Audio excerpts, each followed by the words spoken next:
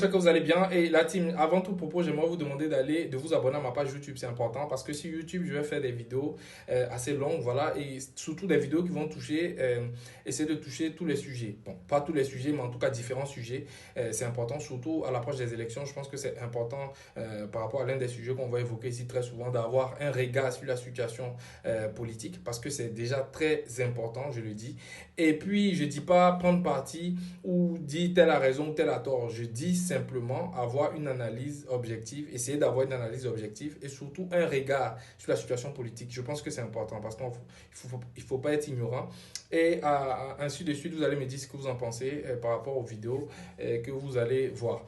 Mais aujourd'hui, je suis très content, la team, et on va commencer parce que j'ai vu deux informations. La première information qui m'a beaucoup enthousiasmé parce qu'elle est enthousiaste. Ça m'a beaucoup enthousiasmé, elle est remplie d'espoir et vraiment de tranquillité. Et vraiment, je suis très content par rapport à la première information. Et la deuxième information qui, pour le coup, m'a déplu, m'a découragé même. Mais comme on le dit, il ne faut pas se décourager. Et la première information, c'est celle-ci. Voilà.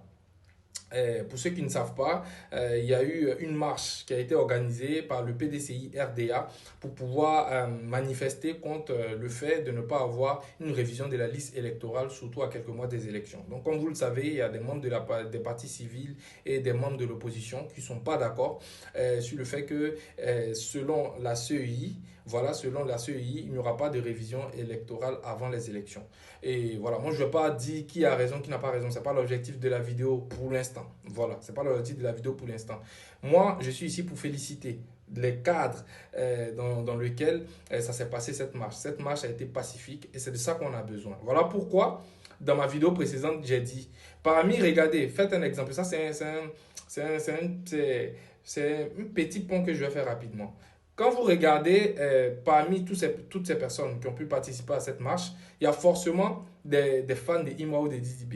Il y a forcément des fans de Imra ou de Didi B dans ces fans, dans ces personnes qui sont allées manifester. Mais pour vous dire, après la musique, avant la musique, on a forcément des convictions. Parce que la politique, c'est de défendre des causes. Ce n'est pas de défendre forcément des hommes. Ils ne sont pas en train de marcher pour défendre des hommes. Ils sont en train de marcher pour défendre une cause. Ils sont pour qu'il y ait la révision de la liste électorale, surtout qu'il y a de l'argent qui est dépensé pour ça. Les Ivoiriens cotisent pour ça. Voilà, il y a une amende contributive pour pouvoir avoir la révision de la liste électorale. Donc à partir de ce moment-là, ils sont en droit de réclamer quelque chose. Surtout que sur cette liste, je pense qu'il y a des preuves comme quoi il y a des personnes qui ont 200 ans qui sont sur cette liste. Je prends quelques exemples. Hein. Il y a des personnes qui n'ont pas de père ni de mère qui apparaissent sur cette liste. On ne sait pas où ils sont nés. Il y a beaucoup d'erreurs que même a reconnu, je crois, M. QIB. Donc à partir de cet instant-là, je pense qu'ils ont un droit de manifester. Maintenant, moi, ce n'est pas ça mon sujet. Pourquoi, comment manifester?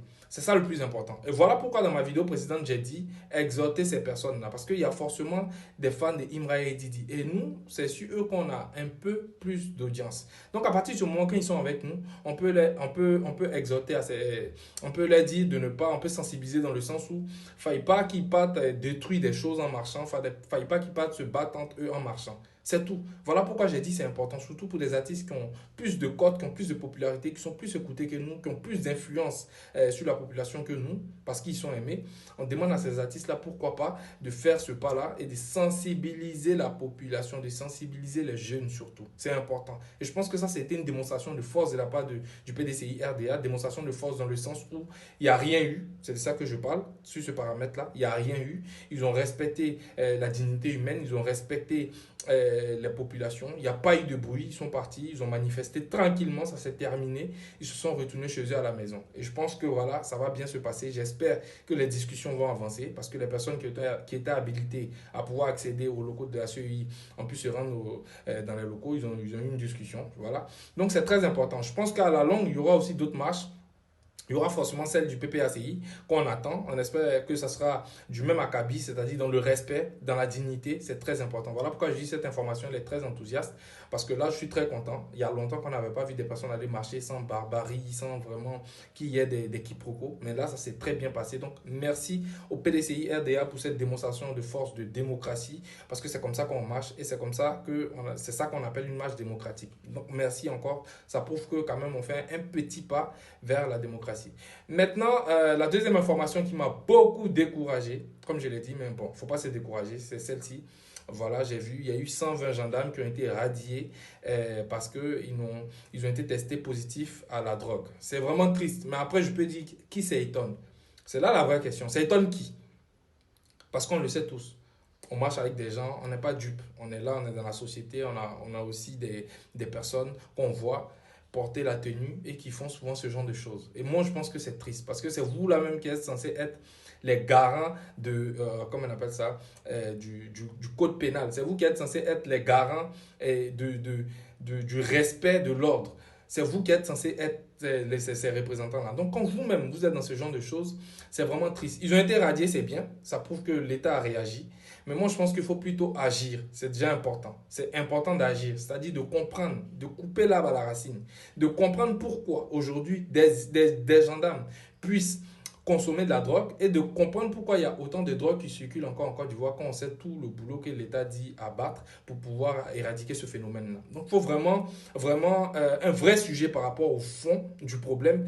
C'est vrai, radier c'est bien, avoir instauré un test voilà, pour pouvoir détecter qui a été positif ou pas, c'est bien. Mais moi, je pense qu'il faut aller à la racine. Il faut comprendre l'idéologie. Pourquoi aujourd'hui des personnes qui sont dans le corps se permettent d'aller fumer la drogue? Pourquoi? Alors qu'ils sont censés être ceux-là même qui vont nous protéger, qui vont protéger la population de cette drogue-là. Et à partir du moment où tu as quelqu'un qui est corps habillé, qui est dans le corps et qui fume la drogue, mais ça facilite pour les dealers. Ça facilite la tâche au dealer parce que quelqu'un qui fume ne va pas accepter de livrer en pâture son dealer. C'est pas possible. Il va le protéger, il va même le protéger et ça c'est grave.